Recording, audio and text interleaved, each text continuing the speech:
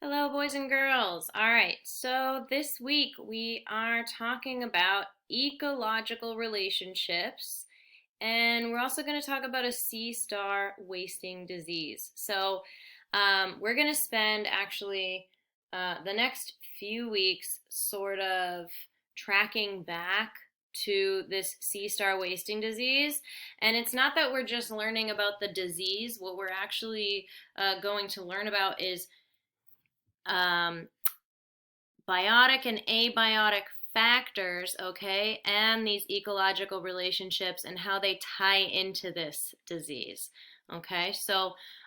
We're going to be learning about marine ecosystems, all right? So that's oceanic ecosystems. So in this week's lesson, let's concentrate on, okay, understanding ecological relationships and biotic and abiotic factors that affect those relationships. So we're going to talk about what did biotic and abiotic mean. All right. We also want to understand the three different types of symbiotic relationships, which means how do animals relate to one another. And we're going to get an introduction to this current phenomena of ecology in our own backyard, which is Malibu, California. So we'll talk about more of that in just a moment. First, let's talk through these steps. So step one, you're doing that right now. You're watching my video. Step two is you're going to go to a PowerPoint, okay? And you're only going to have to look at slides 22 to 30. So let's look at this PowerPoint. We're at slide 22. If you're not sure where to find the slide numbers, they're down here, okay, where my mouse is. And then you can click right and you can click left. So this is just telling you what are symbiotic relationships. Symbiotic and symbiotic, either one of those enunciations are correct.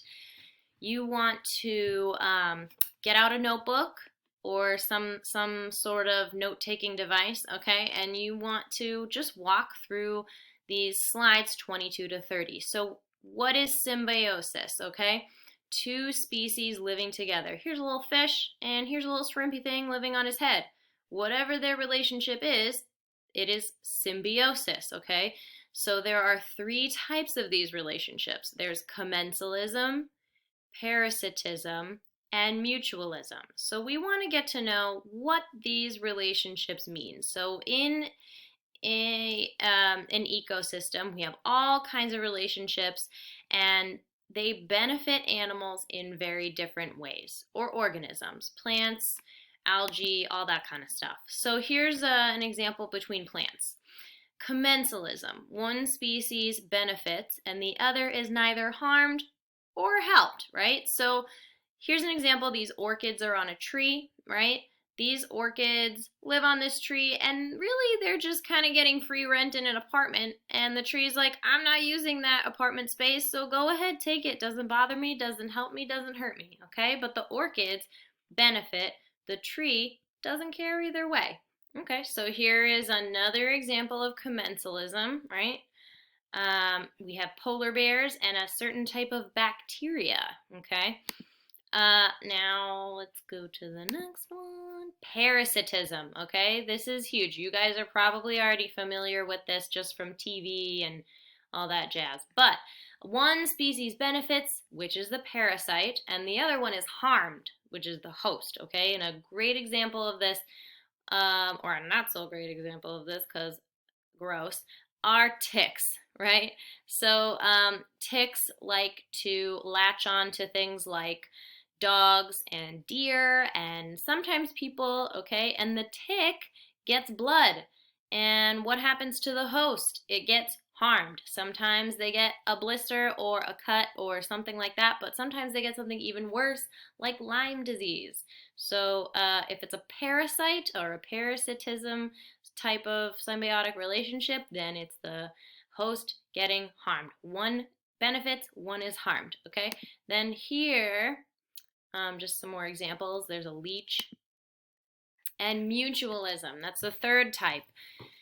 It benefits both species. So here you got a rhino, and here's these birds, right? And these birds help clean things off of the rhino. They're like, "Hey, we wanna live up here, and is that cool?" And the rhino's like, "Yeah, if you stay, you just gotta like eat all those bugs off my back." And the birds are like, "We love that. Free food, cool, awesome. We'll do that. Great, sure." And the rhino's like, "Ooh, I have these house guests that barely bother me. I hardly even know they're there, and they eat my bugs." Wonderful, wonderful relationship right there. Mutually beneficial. Okay. And another example, algae and lichen, they are best friends. So you're again, you want to go through these, and here's the most important part, okay? So you have a table in front of you of who's benefiting, who is not, okay? So commensalism, right? One species benefits, one species doesn't care at all.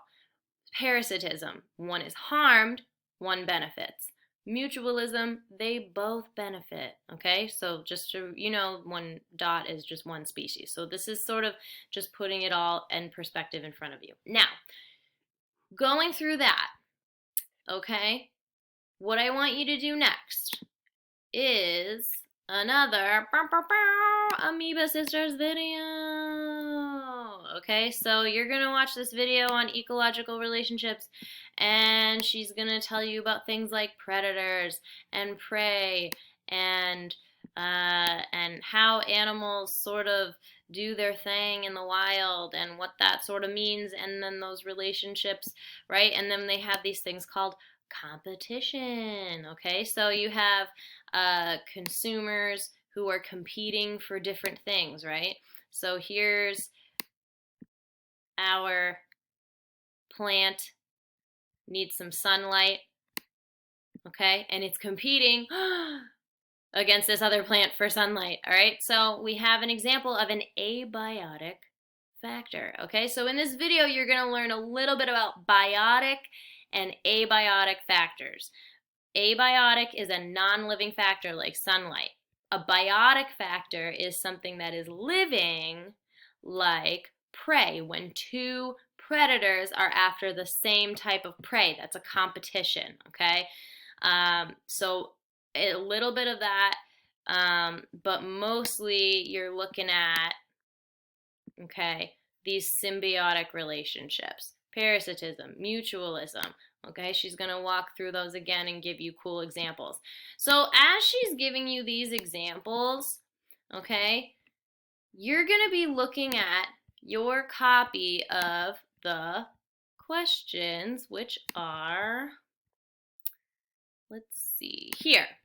Okay, so you're going to get a copy of these questions, okay, and it's about the video, right? You're going to have parasitism, mutualism, commensalism. Tell me what it means in your own words, right? Don't copy and paste from the internet. I put that over here. Do not copy and paste things from the internet, guys. It doesn't help you, and it makes me understand that you're just lazy and you didn't understand what you looked at in the video, okay? And an example from the Amoeba Sisters video. What is the example of parasitism that they tell you about in the video, okay? And then I want you to look up online an example for yourself and tell me about it, okay? And then you want to tell me what's an abiotic factor, okay? And then what's a biotic factor? And then give an example of one of these that organisms might compete for in an ecosystem. So we talked about sunlight, right? We talked about prey. We talked about those sort of things. All right, so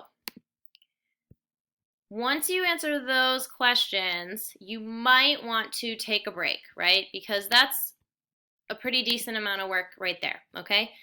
This is a two-parter. The next part is pretty quick, okay? It's not as much of a commitment as the other one, but like I said, we're going to get an intro to this sea star wasting disease, okay? I want you to look at the PDF that I gave you, and it's just pictures, okay? It's just pictures of this sea star, and it's sad, okay? It's not fun, happy times, all right? But it's just telling you about this pandemic that has been absolutely decimating. Decimating means completely getting rid of starfish, Okay, so these sea stars have been dying all up and down our coast. Okay, our coast, meaning Malibu, meaning Santa Barbara, and then up into Washington and Oregon, right? So it's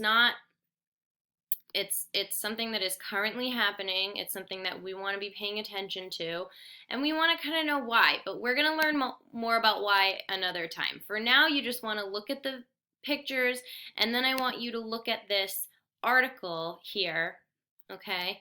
And it's a bit of an older article, but I like it because it's just a little shortened. It's a shortened version of an article that you can kind of zip right through, okay? Some of you are going to have these 4 questions, and then some of you are going to have a table. So it depends on which class you're in. My honors kids are getting these questions, and then there's some different questions for my non-honors. Okay, so you'll know because honors says H, and you'll know because I'm not going to obviously put this one in specific to your wrong class posted on your assignment. Okay, so just click the one that's in front of you here. Okay, one of you will have an H, some of you won't have that H, doesn't matter. Okay, you're again having your own copy, right? So when you open it, you can, for submitting it, okay, you're going to be able to answer these questions and type in here on your own before you submit it. If you can, okay, change the text color. That's just helpful to me, so I'm not, it's just helpful to me so that I'm not searching for your answers. And, you know, don't use yellow or like lime green or baby blue. Just like use one of these darker colors, okay, to answer. And then it's just easy for me to find it. So this is just a little bit of background information, okay? It's a pretty quick read, and it's just a few questions so that we can learn more about what this disease is, what's been happening, what's the epidemic, okay?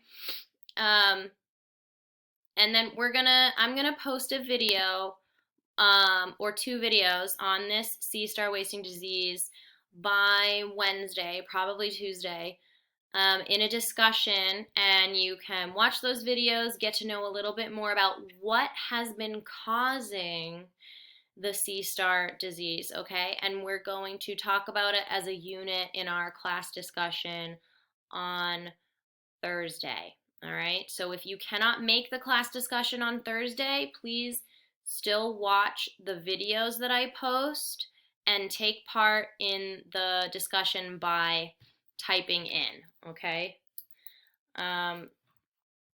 Let's see here. I think that's about it. That's definitely enough for this week. Shouldn't take you too long.